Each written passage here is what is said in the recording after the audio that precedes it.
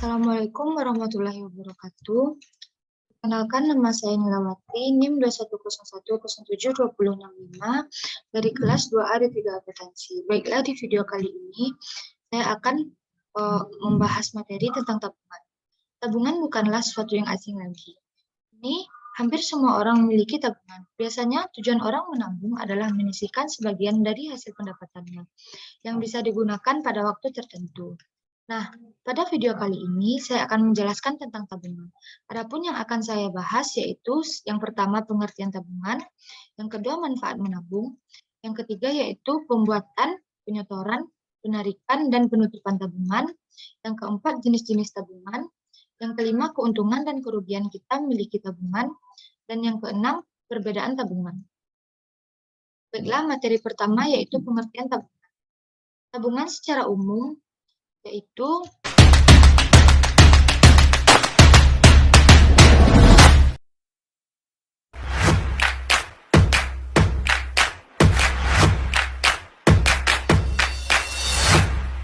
sebuah simpanan uang yang bersumber dari pemasukan atau pendapatan yang tidak dapat dipakai untuk keperluan sehari-hari ataupun kepentingan lainnya.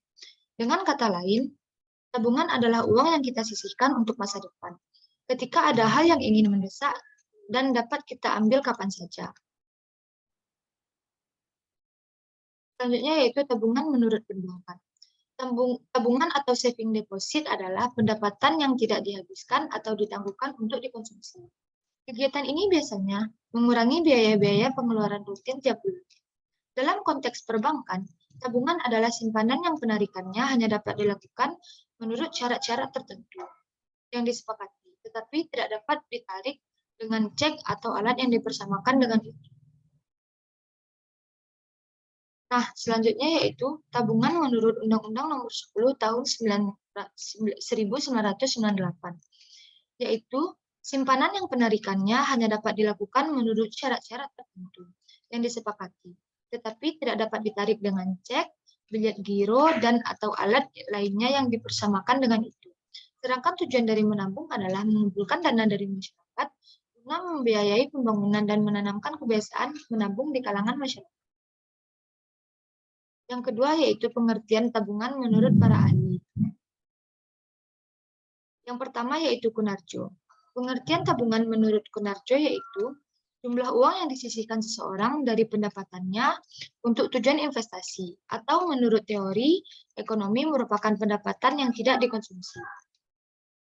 Yang kedua yaitu Simurangkir. Pengertian tabungan menurut Simurangkir yaitu simpanan pihak ketiga kepada bank yang penarikannya hanya dapat dilakukan berdasarkan syarat-syarat yang ditentukan antara bank dan nasabah. Selanjutnya yaitu manfaat menabung. Tabungan didefinisikan sebagai simpanan pihak. Selanjutnya yaitu manfaat menabung. Manfaat menabung yang pertama yaitu belajar hidup hemat.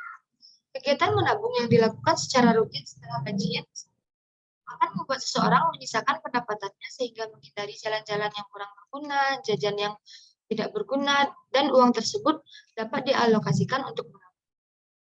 Manfaat menabung yang kedua yaitu ketersediaan uang di saat mendesak. Kita tidak pernah mengetahui apa yang akan terjadi di masa depan. Salah satunya ketika kita jatuh sakit. Saat sakit, tentu saja kita membutuhkan pengobatan.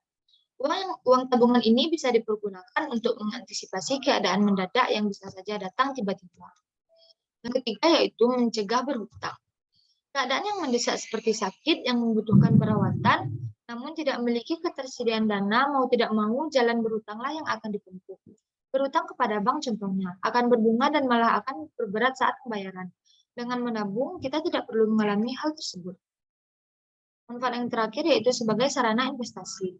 Salah satu syarat dalam melakukan investasi adalah dengan menabung. Tidak mungkin kita dapat memikirkan investasi tanpa menabung dari awal, dan tabungan yang paling umum kita gunakan adalah bank. Bank adalah tempat yang paling sering kita pakai untuk menitipkan uang. Selain aman juga praktis, karena tidak perlu merawat atau menyediakan tempat khusus untuk uang yang ingin kita tabung. Materi selanjutnya yaitu tentang proses pembukaan tabungan di bank. Memiliki tabungan di bank sangatlah penting. Terlebih di zaman digital seperti saat ini, di mana semua pembayaran rata-rata dapat dilakukan melalui rekening di bank. Mulai dari pembayaran tagihan, hingga pembelian pulsa dapat kita lakukan melalui rekening bank. Proses pembuatan tabungan pun sangat mudah.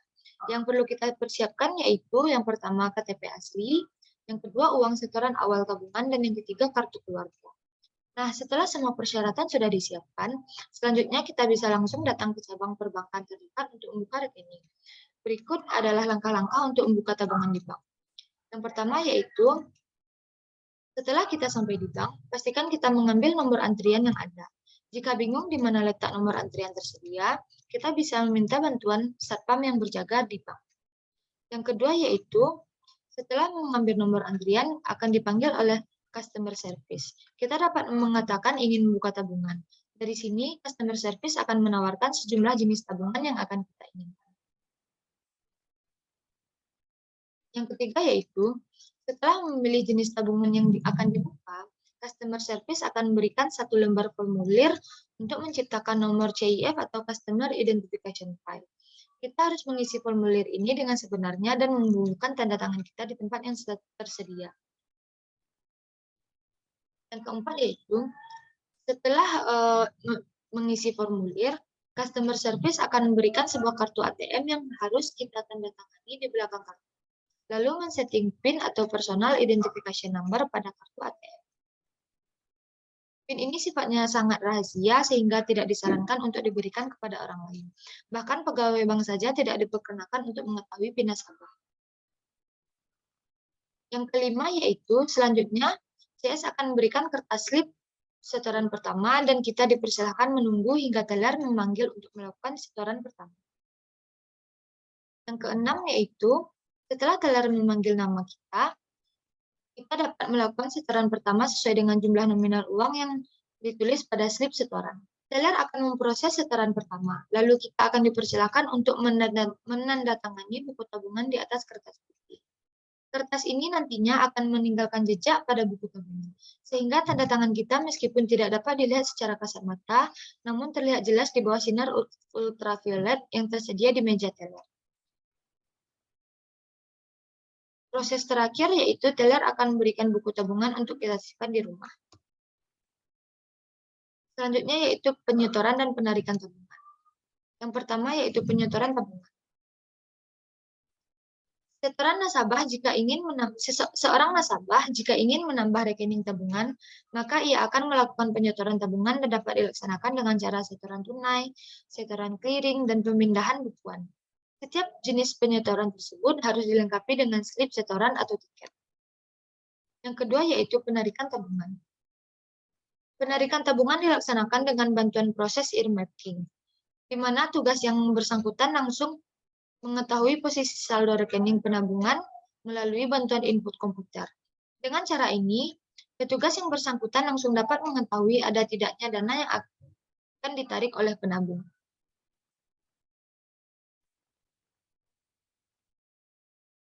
Selanjutnya yaitu cara penutupan tabungan. Cara pertama yang bisa kita lakukan yaitu membiarkan saldo kosong, maka rekening akan tertutup dengan sendirinya. Saldo rekening yang tersisa akan habis oleh biaya administrasi bulanan serta biaya dorman, sehingga akun kita akan ditutup oleh sistem secara otomatis. Langkah ini cukup praktis dan juga paling banyak digunakan oleh sebagian besar nasabah di bank. Cara yang kedua yaitu menutup rekening melalui kantor bank. Kita akan diberikan formulir penutupan rekening untuk diisi serta alasannya. Kita akan diminta menandatangani berkas-berkas dan menyerahkan buku tabungan serta kartu ATM. Sedangkan untuk saldo yang masih ada di dalam rekening buku tabungan akan dicairkan secara tunai dan bisa diambil langsung. Tapi biasanya akan dikenakan potongan biaya administrasi. Setelah itu, buku tabungan akan dipotong pada bagian scan data. Sebagai tanda sudah tidak dapat digunakan lagi, ATM akan langsung diblokir. Jika sudah selesai, maka dalam beberapa hari data-data kita akan dihapus oleh pihak bank. Materi selanjutnya yaitu jenis tabungan. Jenis tabungan yang pertama yaitu tabungan anak. Sesuai dengan namanya, tabungan jenis ini dikhususkan bagi anak. Tujuan adanya tabungan ini adalah untuk melatih agar anak-anak terbiasa menabung sejak kecil. Perbedaan mendasar dari tabungan ini adalah jumlah setoran yang kecil, karena memang anak-anak biasanya tidak diberi uang dalam jumlah yang besar.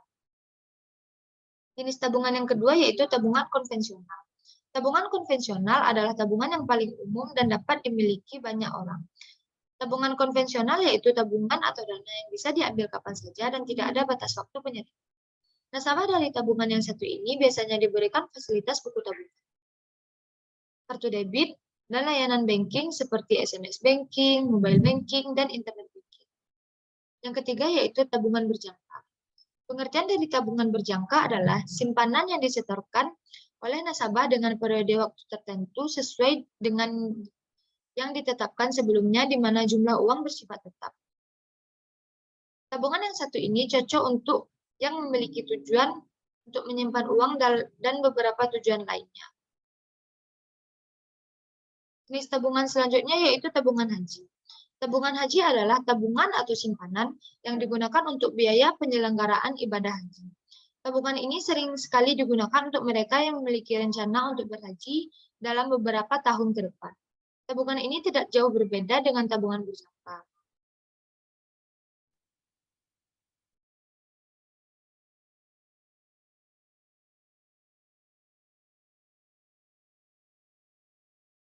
Jika nominal yang dibutuhkan sudah tercapai, maka dana akan dapat dicairkan dan digunakan untuk biaya keberangkatan haji. Syarat dan dokumen yang disiapkan biasanya lebih banyak dibandingkan dengan tabungan biasa. Selanjutnya yaitu tabungan falas. Tabungan falas merupakan suatu produk simpanan dalam bentuk mata uang asing yang dapat digunakan oleh nasabah secara perorangan dengan satu nomor rekening yang di dalamnya terdapat beberapa mata uang asing. Yang terakhir yaitu tabungan bisnis. Rekening bisnis atau tabungan bisnis adalah jenis tabungan khusus yang diperuntukkan bagi perusahaan atau pelaku usaha perorangan yang umumnya memberikan suku bunga lebih kompetitif dibandingkan dengan jenis tabungan lain. Selain itu, tabungan bisnis juga menawarkan fitur dan fleksibilitas yang dapat mendukung kelancaran transaksi bisnis.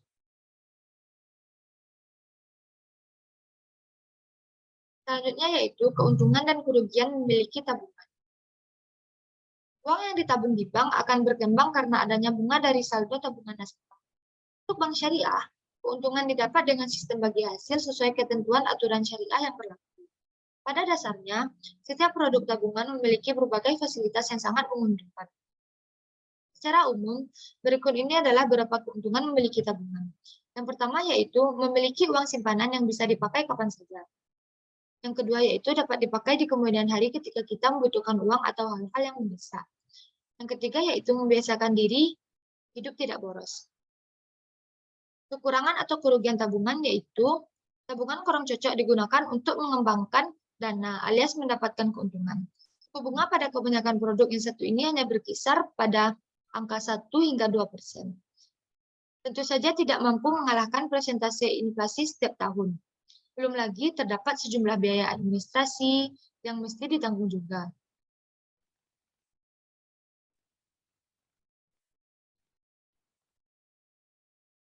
Materi selanjutnya yaitu perbedaan tabungan.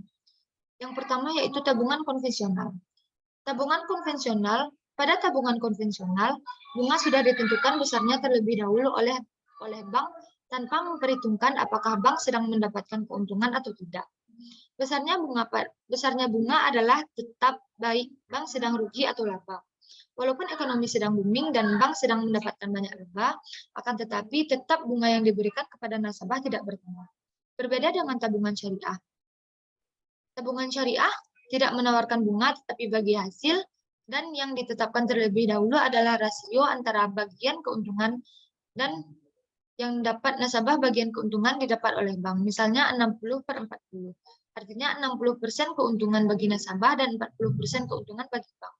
Karena itu bagian keuntungan yang diterima nasabah tergantung dari keuntungan yang didapat oleh bank. Besarnya keuntungan yang diterima oleh nasabah akan meningkat apabila keuntungan bank sedang booming atau sedang meningkat.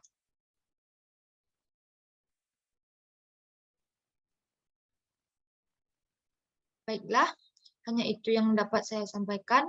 Mohon maaf apabila ada kekurangan dan kesalahan-kesalahan kata. Saya tutup. Assalamualaikum warahmatullahi wabarakatuh.